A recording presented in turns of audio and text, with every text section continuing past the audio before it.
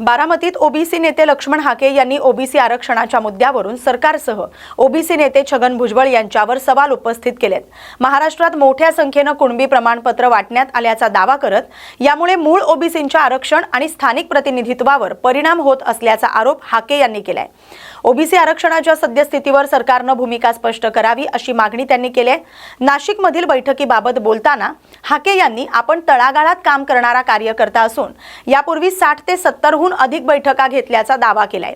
छगन भुजबळ हे आपले नेते असल्याचं सांगत त्यांनी ओबीसी आरक्षणाच्या सद्यस्थितीवर आपल्यासोबत आमने-सामने चर्चा करावी असं आवाहन त्यांनी केलंय। महाराष्ट्रात 22 लाख कुणबी प्रमाणपत्र वाटल्याचा दावा करत एवढ्या मोठ्या संख्येने मराठा समाज ओबीसी मध्ये आल्यास मूळ ओबीसी समाज स्पर्धेत टिकेल का असा सवाल त्यांनी उपस्थित केलाय। दरम्यान 1 सप्टेंबरला भटक्या विमुक्त आणि ओबीसी समाजाचा मोर्चा मुंबईच्या दिशेने जाणार असल्याचंही हाके यांनी सांगितले। माझी भुजबळ साहेब आमचे नेते आहेत।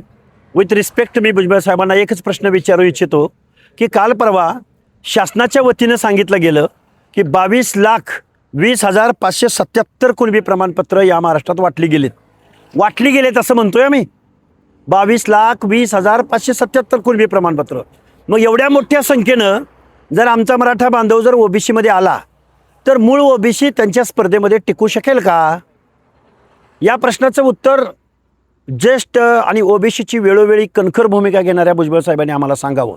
आणि आम्ही जो प्रश्न उपस्थित करतोय त्या सातारा जिल्हा परिषदे अध्यक्षाचं काय झालं, फलटण पंचायत समिती सभापती पदाचं काय झालं, दौंड नगराध्यक्ष पदाचं काय झालं, पुण्यातल्या ओबीसींच्या जागांचं काय झालं, फुरसुंगीच्या 9 पैकी 9 जागा एकही ओबीसी तिथं निवडला गेला नाही। आम्ही भांडतोय गावगाड्यातल्या 18 पगड जातीच्या सामाजिक न्याय हक्काच्या संदर्भात। कुठल्या टेक्निकल मुद्द्यावर लक्ष्मण हाके भांडत नाही किंवा आम्ही सगळे ओबीसीचे कार्यकर्ते भांडत नाही आहोत। आम्ही फंडामेंटल राईट्सवरती भांडतोय। जो बलूत आहे, जो आलूत आहे, जो भटका आहे, जो विमुक्त आहे, या लोकांनी आता जायचं कुणीकडं या प्रश्नावर गेली 3.5 वर्ष झालं भांडतोय। त्यामुळे भुजबळ साहेब आज आम्हाला आठवण येते ते हरी नरके साहेबांची। आज हरी नरके साहेब असते तर आरक्षण कसं संपलंय हे मोठ्या ताकदीने महाराष्ट्राला सांगितलं असतं। आज आम्ही सांगतोय पण आम्हाला चिल्लरमध्ये पोराठोरात काढलं जातंय, हे आमचं दुर्दैव आहे। पण 1 सप्टेंबरला आम्ही लाखोंच्या संख्येनं मुंबईला जाणार। लक्ष्मण हाके म्हणतायत ओबीसीचं आरक्षण संपलं, मात्र भुजबळ म्हणतायत ओबीसीचं आरक्षण संपलेलं नाही। कोण असं सांगताय ते ओबीसीचं आरक्षण संपलंय? त्यांनी जनतेला ओबीसीला सांगावं की ते आरक्षण कसं संपलंय। मुळात 27% मूळ ओबीसीला आरक्षण आहे। बहुसंख्येनं असणारा आणि प्रत्येक क्षेत्रामध्ये प्रतिनिधित्व करणारा, जर डॉमिनेटिंग कास्ट असणारा, मजबूत कास्ट असणारा, प्रत्येक क्षेत्रामध्ये पॉवरफुल असणारा मराठा समाज जर त्या ओबीसीच्या दायऱ्यामध्ये आला तर भटका किंवा ओबीसी त्यांच्या स्पर्धेमध्ये टिकेल का? तर त्याचं उत्तर आहे टिकू शकणार नाही। आणि अशी शेकड्यानं उदाहरणं आहेत आमच्याकडे गेल्या 1-2 वर्षातली। त्यामुळे ओबीसीला जर त्या आरक्षणाचा फायदाच होणार नसेल तर ते आरक्षण काय कामाचं आणि ते कसं टिकलं सांगा बरं भुजबळ साहेब आम्हाला।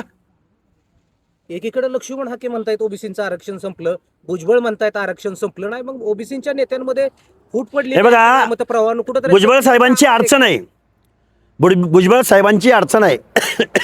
ते मंत्रिमंडळात मंत्री आहेत, त्यामुळे त्यांना सत्ताधाऱ्यांची भूमिका घ्यायला लागते का तसं सांगितलंय का हे बघितलं पाहिजे। पण आमचं म्हणणं आहे की आज रोजी ओबीसीचं आरक्षण संपलंय, कधीही आमने सामने बसू, विथ एव्हिडन्स आम्ही सरकारला दाखवून देऊ की कसं संपलंय। लक्ष्मण हाके म्हणतायत की जरांगे ओबीसीचं आरक्षण खाऊ पाहतोय, मात्र भुजबळांनी आज एकतर जरांगेची पाठराखण केली। जरांगेंचा लढा हा शासनाच्या विरोधात आहे, ओबीसींच्या विरोधात नाही असं भुजबळ म्हणतायत। शासनाच्या विरोधात असणारा जरांगेंचा लढा माननीय छगनराव भुजबळांची आईमाई काढत होता, त्यावेळी आम्ही तरुणांनी, आम्ही युवकांनी तुमच्या डिफेन्सला येणं आणि ओबीसींच्या मनामध्ये विश्वास निर्माण करणं, ओबीसींच्या घरावर दगडफेक होत होती। बलुत्या आलुत्यामधल्या नाभिक समाजाच्या, धनगर समाजाच्या अनेक समूहाच्या लोकांवरती त्या बीडमध्ये घरं जाळली गेली। कुणी एखादी कमेंट टाकली तर त्याची आईमाई काढली जात होती, हाणमार केली जात होती। त्यावेळी आम्ही बोलायचं नव्हतं। त्यामुळं काय चाललंय या महाराष्ट्रामध्ये मला कळत नाही। आणि भुजबळ साहेब, मी म्हणतोय की आज रोजी ओबीसीचं आरक्षण संपलंय। मी शेकड्यानं उदाहरणं तुम्हाला देतो। 25 तारखेला ओबीसी नेत्यांची बैठक विजय वडेट्टीवार यांच्या नेतृत्वाखाली होणार आहे। लक्ष्मण हाके या बैठकीला जाणार का? हे बघा, महाराष्ट्रामध्ये आम्ही 1 सप्टेंबरला ओबीसी आणि भटक्या विमुक्त जाती जमातीचा मोर्चा मुंबईच्या दिशेने जाईल। त्या तयारीसाठी आम्ही एकत्र आहोत. आमच्या भूमिकेशी जे जे सहमत आहेत ते आमच्याबरोबर येतील किंवा आमच्या भूमिकेला कोणी पाठिंबा दिला तर त्यांचं आम्ही सहर्ष स्वागत करू. पण आत्ताच्या शासनानं ओबीसीचं आरक्षण संपवलंय हे आम्ही या महाराष्ट्रातल्या ओबीसी आणि भटके विमुक्त जाती जमातीच्या लोकांना समजावून सांगू. शेवटचा प्रश्न. अमरावती जिल्हा स्त्री सामान्य रुग्णालयातील नवजात शिशु अतिदक्षता विभागात लागलेल्या आगीत 3 नवजात बालकांचा मृत्यू झालाय. या घटनेनंतर माजी खासदार नवनीत राणा यांनी रुग्णालयाची पाहणी केली. दोषींवर खुनाचा गुन्हा दाखल करून कठोर कारवाई करण्याची मागणी त्यांनी केली आहे. रुग्णालयातील नवजात शिशु कक्षात व्हेंटिलेटरच्या स्फोटानंतर आग लागल्याची प्राथमिक माहिती समोर आली. या दुर्घटनेत 3 नवजात बालकांचा मृत्यू झालाय. घटनेनंतर नवनीत राणा यांनी रुग्णालयाची पाहणी करत अग्निशमन यंत्रणेवरही प्रश्न उपस्थित केले. रुग्णालयाचं फायर ऑडिट झालं होतं की नाही याची माहिती त्यांनी मागितली. तसंच या घटनेला जबाबदार असलेल्या दोषींवर खुनाचा गुन्हा दाखल करावा अशी मागणी त्यांनी केली.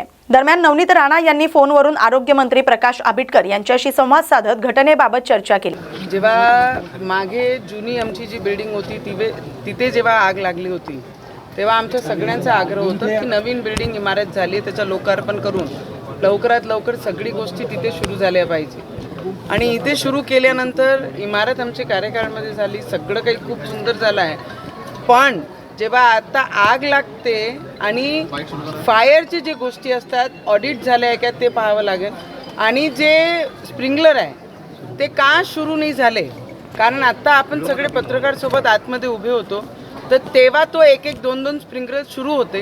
त्याची ऑडिट कोण करताय, त्याला मॅनेज कोण करताय आणि का सुरू नाही झाले आणि सिलेंडर आतमध्ये असल्यानंतर ते कसा ब्लास्ट होते ते सगळी गोष्टीची इन्क्वायरी करणं. आणि मी स्वतः मंत्री महोदयशी बोलणार आहे, रवीजी मंत्री महोदयशी बोलले आहे आणि याची इन्क्वायरी 100% होणार आहे.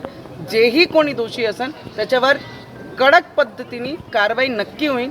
कारण लहान मुलं जे प्री मॅच्युअर्ड असतात, ज्यांच्या वेट बरोबर नसते, जे हेल्थ इश्यूनी जन्म घेतल्यानंतर जे प्रॉब्लेम असतात त्यांना सगळ्यांना असे याच्यामध्ये आपण ॲडमिट करतो. आणि त्या 3 लहान मुलांचे जीव जेव्हा जाते तर मी सगळ्यांना एवढीच सांगेन आणि आता मंत्री महोदयशी मी तेच बोलणार आहे, जर कोणी याच्यात चुकीचं आढळलं त्याच्यावर कडक कारवाई आणि त्याच्यावर की त्यांनी काम नाही केला आणि स्प्रिंकलर चालू नाही झाला, फायर ऑडिट जर नाही झाला असं तर मग त्यांची खैर नाही आहे एवढं लक्षात ठेवा. त्यांनी 1 वर्ष झालं हे प्रकार समोर असन, जर कुठेही चुकी असन, व्हेंटिलेटरमध्ये चुकी असन, फायर ऑडिटमध्ये चुकी असन, स्प्रिंकलर का नाही चालले त्याच्यामध्ये चुकी असन आणि ज्यांची जबाबदारी असन, हा खूप सिरियस सब्जेक्ट आहे. कारण गरीब मुलं, परिवारचे मुलं इथे गव्हर्मेंट हॉस्पिटलमध्ये येतात आणि खूप विश्वास घेऊन येतात की आमचे मुलं जर याच्यामध्ये राहिले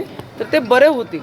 पण जर अशी घटना होते तर प्रत्येक लोकांचे सरकारी हॉस्पिटलवरनं जे विश्वास उठते ते आम्ही उठू देणार नाही. आणि जर कोणी याच्यामध्ये चुकीचं आढळलं तर नवनीत राणा आहे माझं नाव, त्यांना एकेकाला सोडणार नाही. कारण लहान मुलं 15 दिवसाचे, 4 दिवसाचे, 10 दिवसाचे बाळांचे जीव आज घेतलेले आहे. तर त्यांना जिनके ऊपर अगर दोष आ गया तो उनके ऊपर हत्या का ही ये कलम लगना चाहिए. उसकी या बातमीसोबतच महाराष्ट्र बुलेटिनमध्ये आता इथेच थांबतोय. अशाच महत्त्वाच्या बातम्यांसाठी पाहत राहा न्यूज मराठी 24/7. नवा भारत, नवा विचार.